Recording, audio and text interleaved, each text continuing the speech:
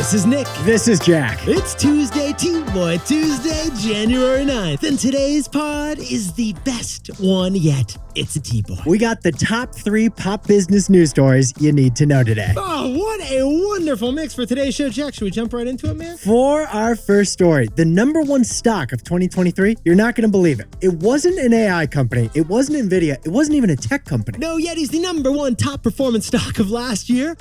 Was Abercrombie and Fitch. How on earth? We'll tell you why. Second story, what do we got, Jack? Over the weekend, the door on a Boeing airplane popped off mid-flight when the plane was 16,000 feet up. So Jack and I are looking at how catastrophes affect company culture. And our third and final story is 27 years ago. Tiger Woods and Nike signed an endorsement deal. And 27 years later, Nike and Tiger are finally breaking up. We're checking the scorecard on the most lucrative endorsement deal in sports history. It's not you, it's me. Actually, I don't even know who's saying that. Is that Tiger or Nike you're being? I think it's the caddy, Jack. I think it's the caddy who said that. But besties, before we hit that wonderful mix of stories. What a mix of stories today, man. I love the mix. Last night, I ate a whole bunch of chicken wings because it was the big game. Oh, the big game, Yetis. Last night was the college football national championship game. Huge win for the University of Michigan. Crazy win for the Wolverines out there, Jack. Congratulations. Go blue. Go blue, go blue, go blue. But the real winner wasn't either of these fine universities or the players or the fans or the alumni. Yet he's the real winner of this college football national championship. Coaches. Because college football coaches in America get paid like they're royalty. College football coaches are getting paid like they're princes out there. For example, Michigan's coach, Coach Jim Harbaugh, who not only went to Michigan, but now coaches the head football team. He got paid $8 million just to coach this season. Plus $2 million in playoff bonuses. That's $667,000 of payments per game. It's actually more than $1 million per game if you adjust for the 6 games he got suspended for this year. That's a good point, Jack. We should round up on this one. Coach Harbaugh makes more money during a TV timeout than a University of Michigan professor does all year, Jack. But honestly, it's not just Coach Harbaugh. No, Yetis. Jack and I jumped in T-Boy style. And Jack, could you sprinkle on a little context for us at the 50-yard line? Get this. 50 different colleges pay their head coach $4 million or more per year. $4 million to scribble a few X's, a few O's, and then eat a big lasagna after the game, Jack. Don't forget the lasagna after the game. You got to get those carbs. Pairs well with a Gatorade. Georgia's head coach makes $10 million a year. Alabama's head coach makes $11 million a year. The highest paid public employee in the state of Alabama is the head coach of the football team. It's good to be the king. It's better to be the coach. And this isn't a shocker because football is treated like a religion in so many states in this country. And college football programs might as well be NFL programs these days. Some bring in more revenue than tuition does. And that is why in 43 states, the highest paid employee is the head coach. In those 43 states, the coach can tell the governor to do up-downs if he wants him to. Do you know about Michigan's state motto, what it really is? No, what is it? Latin for "In Jim We Trust." Respect those khakis. Respect those khakis. So congratulations to the fans of the University of Michigan. Go blue. But bigger congratulations to the coach's family. Yeah, win or lose, you're about to go on an expensive vacation right now. Disney World before the second semester. Let's hit it, Jack. 15 years before this song, 2 boys from the Northeast met in the dorm. They had an idea that caused a cultural storm. It's the best one yet, but the best is the norm. Jack, Nick, that's it. I don't even think they need to practice. 50%, that's a fat tip. T-Boy City on your at-list. If you know, you know, cause we ready to go. We can't wait no more, so just start the show. Start the show. For our first story, the number 1 stock of last year, get this, it was Abercrombie and Fitch. Abercrombie stock nearly quadrupled last year because you needed it, you remembered it, and it was there for you. Jack, can we talk about Abercrombie and Fitch growing up? Because you didn't wear Abercrombie. Abercrombie wore you. It was the elite clothing for middle school boys where I grew up. I don't know if it was the same for you. Oh, it absolutely was. In the South Street Seaport, there was a location. Like, I know Oppenheimer invented the atomic bomb, but Abercrombie put zippers on khakis, Jack. So, Yetis, we know what you're thinking here. You've been following us for a while. We cover stocks every day. Who were the best performing stocks in the market last year, Jack? Mostly big tech companies, right? Tesla was up 100%. Uber was up 150% last year. Meta was up 200% last year. Oh, and NVIDIA? They're so far the winner of AI. Their chips got gobbled up by AI startups. NVIDIA, the computer chip company, was up 249% in the stock market last year. Not too shabby. For those of you not fluent in percentages, that's more than tripling for NVIDIA last year. But here's the funny thing, Yetis. Jack and I noticed that one stock you know and you loved in middle school beat everyone we just mentioned. Abercrombie & Fitch stock nearly quadrupled last year. Sit down, stand up, and yes, I would like a fitting room, please. It jumped 285%. You can smell the cologne from wherever you're sitting. Jack, pop the collars, pop the bottles. Abercrombie just announced they expect 15% sales growth in 2024. Jack, Abercrombie shares are jumping like it's 1996 and you're about to get your first cargo short. Yeah, they're jumping that high. And it's not even spring break yet. Now, besties, your middle school sweatshirt said right there on the chest, 1892. That's the year Abercrombie & Fitch was founded. But Abercrombie just had its best year ever, and it was driven by one specific division. The women's division. It's women. Yetis, Abercrombie's women's sales were up 30% last year. For a mature company like Abercrombie & Fitch, 30% growth is huge for any division, much less the giant women's division. And remember, Abercrombie also owns Hollister, Jack. Hollister's women's sales were dominating that brand too. Hollister is selling non-denim bottoms and selling cute tops at record rates. To quote LFO, Abercrombie loves girls who wear Abercrombie & Fitch. And the namesake Abercrombie brand is actually practicing what Nick and I like to call the Mullet Strategy. Ah, the Mullet Strategy. That's a good one. You want to share more, Jack? Business in the front, party in the back. Abercrombie & Fitch is there for your weekdays and your weekends. Because when you look at the sales figures, women are buying workwear from Abercrombie & Fitch. We're talking tailored pants, blazers, and blouses. Yeah, that's the work in the front. And Abercrombie's become the go-to brand for dresses to wear to weddings. That's the party in the back. And on top of all that, the D'Amelio sisters from TikTok launched a brand with Abercrombie called Social Tourist. So Abercrombie & Fitch has Hollister for the beach, Abercrombie for offices and weddings, and the D'Amelios for the TikTok crowd. Women and the Mullet Strategy, that's what's driving Abercrombie. So Jack, what's the takeaway for our buddies with 9 abs over at Abercrombie? You can't time the market, but you can time the moment.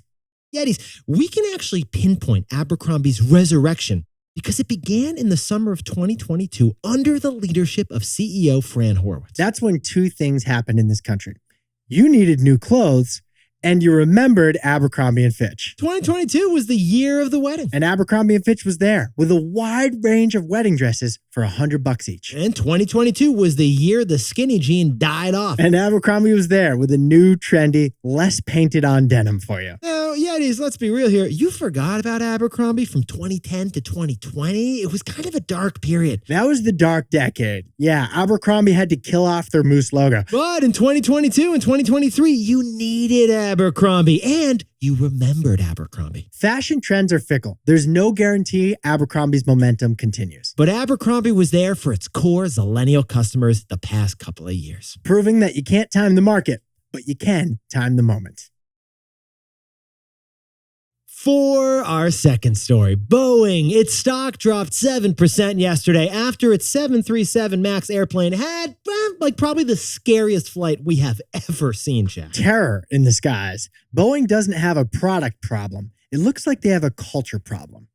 So, Jack, let's whip out the timeline here. Saturday, 10 minutes into an Alaska Airlines flight 1282, something really freaky happened. 10 minutes into the flight, the plane had climbed to 16,000 feet, and then the passengers on the plane heard a loud bang. Because the exit door on the side of the plane it was off. It just burst off. It was gone. The plane was 16,000 feet in the air, and the door on the side of the plane burst open. Okay, greatest fear, Jack. The oxygen mask fell down. That always freaks me out. Yeah, that's never happened to me. But the pilots managed to keep the plane under control and made a successful emergency landing. It was a miracle that nobody was killed on this flight. And it was a miracle that the 2 seats next to the hole in the side of the plane, those 2 seats were empty. And that's a miracle too. That wouldn't have been easy. Yetis, this is the kind of thing that happens in nightmares. Yeah, 16,000 feet up in the air, the side of the plane opened up, and there was a 6-foot wide hole as it was flying. Awful news for people who love window seats like you, Jack. I'm sorry, man. I'm going to think about the aisle seat in the future, man. But yet, as Jack and I jumped into this story T-Boy style, we noticed there were 3 important business questions here. First, why did this happen?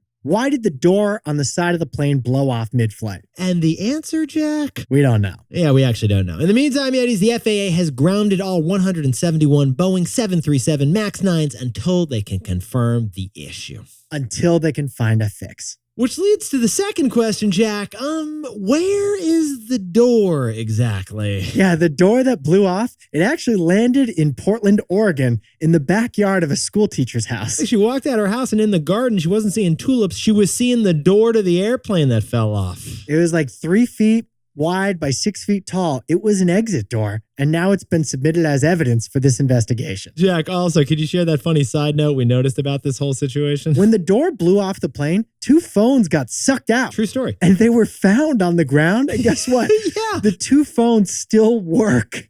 They survived the 16,000-foot fall. But Yetis, that leads to the third question.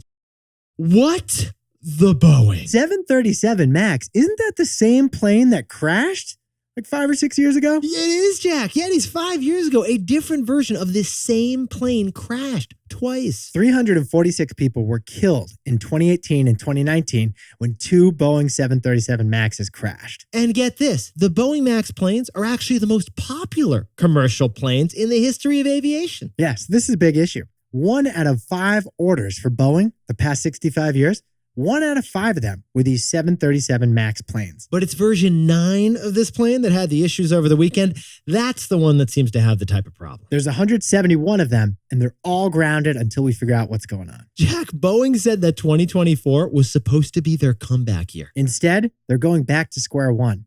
They're focused on safety again. In the meantime, Yetis, this is a major disruption to United and Alaska. They happen to be the heaviest users of the 737 MAX 9. So they have a bunch of flights that are canceled until the plane gets greenlit again. So, Jack, what's the takeaway for our buddies over at Boeing in Washington State? What does it take to change culture?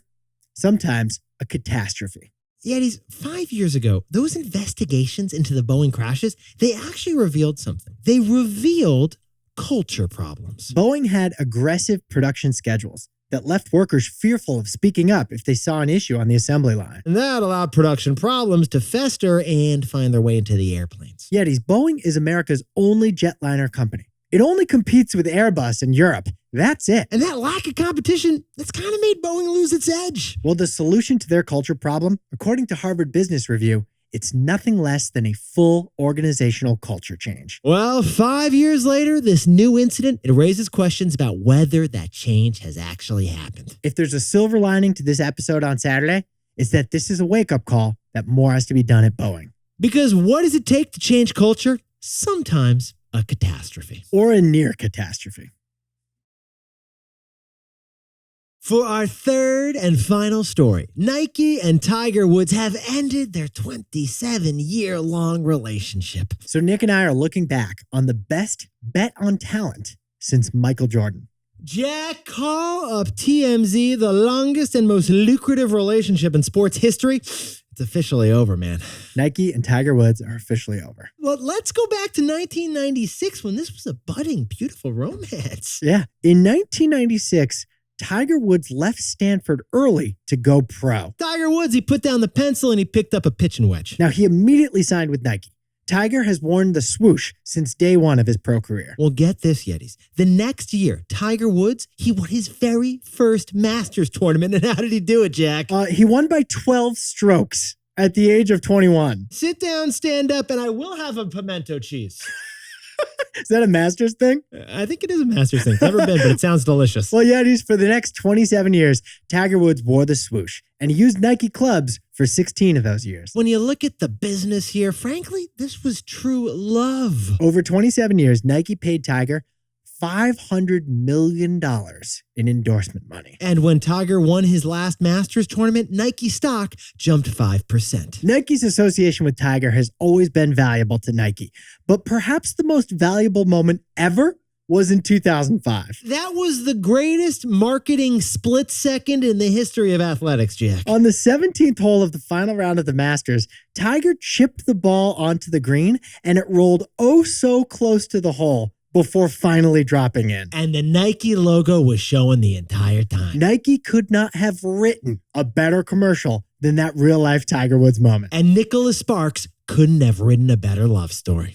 But best is 3 decades later, they just announced an amicable breakup. Can you describe this in more detail, please, Jack? Both Tiger Woods and Nike announced the breakup yesterday, but they also said really nice things about each other. It was kind of like, Jack, remember when Gwyneth Paltrow and Chris Martin conscientiously uncoupled? It was kind of like that. It feels like that. They're going their separate ways, but hey, they're still friends. It's not you, it's me. Now, this does not mean that Tiger Woods is retiring from golf. Right. Tiger Woods could still sign him with a new company, or Tiger Woods could launch his own golf brand. Yeah, because unlike most athletes, golfers can pretty much play until their grave. Tiger's got years ahead of him. He could be playing the PGA Tour with a broken hip in 30 years from Boca del Vista. So Nike and Tiger is over, but honestly, Nike has already kind of moved on from golf. When you jump into the Nike earnings reports, Nike just isn't into golf like it used to be. Yeah, in 2016, Nike decided to stop making golf clubs because that part of the business just wasn't profitable. But back in 2009, peak Tiger Woods, Nike mentioned golf 24 times in their annual report. This year, they mentioned golf just once. Still, Yetis, Tiger reinforced Nike as the best brand in the sport for 30 years. And the best brand in sports overall. Tiger's Sunday golf uniform, the red shirt with the black pants, that symbolized golf for literally decades. Tiger's dominance generated money not just in the golf division for Nike, but for the whole company. Like we said, it was a commercial and a love story. So, Jack, what's the takeaway for our buddies over at Nike? Nike's greatest skill isn't making shoes, it's scouting talent. All right, Yetis, fantastic book. We highly recommend it. Shoe Dog by Nike founder Phil Knight. There's a fantastic quote in that book that Jack and I thought was just perfect for this takeaway. The problem in the business right now isn't making too many mistakes. It's making too few. That's what Phil Knight said, because what turned Nike into the #1 apparel brand on earth was willingness to take risks, to bet on young talent. For example, in 1984, Nike signed the rookie, Michael Jordan, to the first ever shoe deal that gave a player a cut of the revenues. And in 2003, Nike signed LeBron James when he was just 18 years old, and they're still with LeBron James. Oh, and that Tiger deal way back in 1996? It was the biggest deal for a rookie athlete ever. Nike paid him $40 million. Yeah, there's a bunch of other players that fizzled out, but losing small bets is the cost of winning the big ones. Nike literally has scouts, and they're better at picking talent than most sports teams are. The way we see it, Nike's greatest skill isn't making gear, it's scouting talent.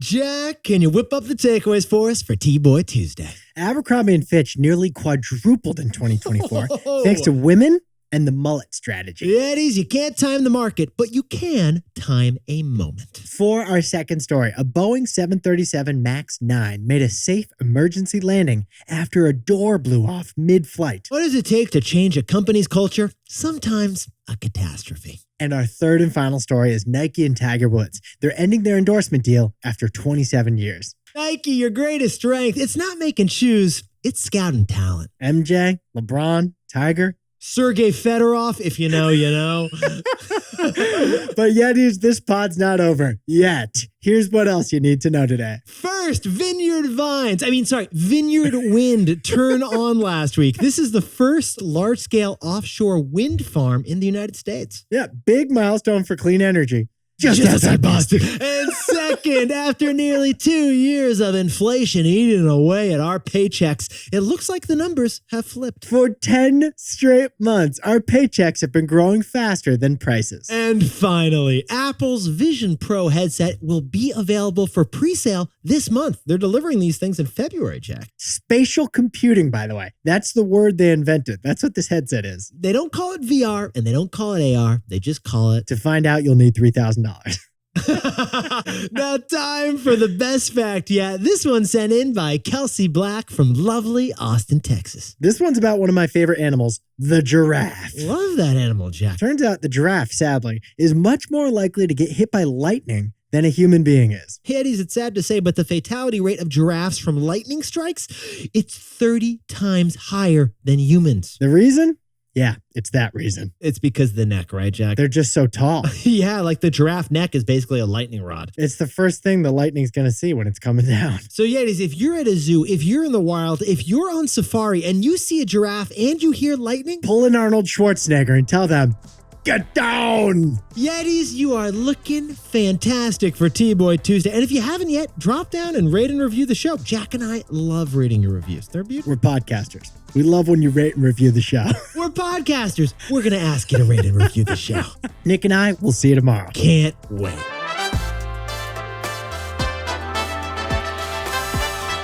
And before we go, a happy birthday to legendary Yeti Kai Curling, who's turning 10 years old in Ulaanbaatar, Mongolia. And happy birthday to Oliver Zhang. From Beijing, China, he's turning 21 in Nashville, Tennessee. And Daniel Kogan is celebrating his birthday in Brooklyn with Elaine and Emily and Eve. And happy 27th birthday to Amigdio Escobedo in Houston, Texas. And Jack, we got to drop a shout out for Jace from New York City, who's been a legendary Yeti and jumped right on our podcast predictions post on Instagram. He has some great ideas. And good luck to Alok Hurrier, who's prepping for their school science fair and TED Talk in Mountain House, California. And a thank you to fellow podcaster Paula from the World's Yo Oyster podcast. Jack, she gave us a fantastic review on her show the other day. Loved listening to it. That was brilliant. Thank you, Paula. Thanks, Paula. And good luck to Professor Ross Hornish, a huge Yeti who's taken the first class of Business 265 digital marketing today. Yeah, the Rhodes College Fighting Lynx. You guys are going to have a fantastic semester. And to anyone else celebrating something today, make it a T-Boy. Celebrate the wins. Like a Division I college football coach would. This is Jack. Nick and I both own stock of Apple. Is that too random? No, I didn't get it, but I like it. I like That it. was like a famous art. He says that in every movie. Get down. Get to the chopper. If you're a giraffe, you know, and you know.